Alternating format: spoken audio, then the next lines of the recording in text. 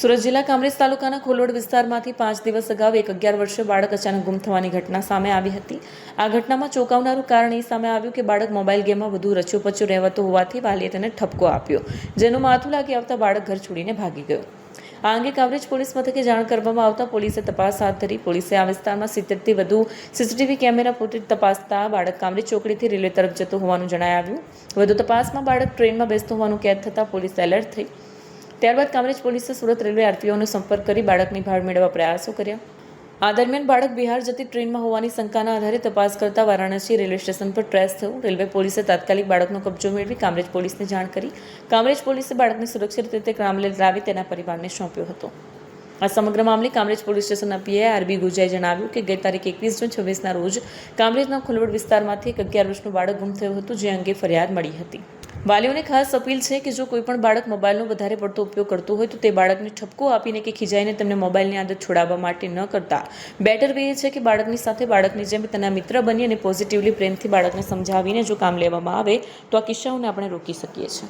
ગઈ 21 જૂન 2026ના રોજ કામરેજના ખોલવડ વિસ્તારમાંથી એક 11 વર્ષનું બાળક ગુમ થયું છે એવી એમના વાલી વારસોએ અત્રેના પોલીસ સ્ટેશન ખાતે ફરિયાદ કરતા તરત જ કામરેજ પોલીસ સ્ટેશને અપહરણનો ગુનો દાખલ કરી અને લગભગ 70 જેટલા સીસીટીવી કેમેરાઓ ચેક કરતા સદરુ બાળક કામરેજ ચોકડીથી લઈ અને રેલવે સ્ટેશન સુધી જે જતું દેખાય છે તેના સીસીટીવી બેકઅપ આધારે રેલવે સ્ટેશને આ બાળક ટ્રેસ થતાં તરત જ અમોએ સુરત ખાતે રેલવે આરપીએફનો કોન્ટેક્ટ કરી અને તે બાળક બિહારની એક ટ્રેનમાં ચડી ગયેલ અને વારાણસી રેલવે સ્ટેશન ઉપર એ બાળક ટ્રેસ થતાં રેલવે પોલીસ સાથે લાઇઝનિંગ કરી તરત જ આરપીએફ સાથે મળી અને કામરેજ પોલીસે બાળકનો કબજો લઈ આજરોજ એ સદરુ બિહારી ફેમિલીના બાળકને પરિવારને સુપરત કરેલ છે.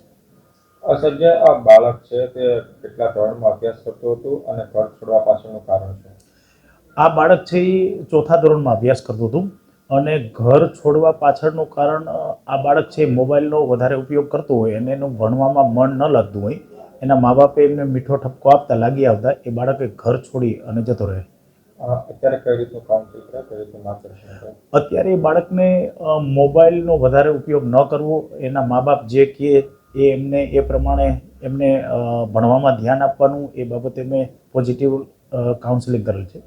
વાલીઓને શું અપીલ કરશો અત્યારે બાળકના જે આ રીતના લાલબત્તી સમાન કિસ્સા કહી શકાય?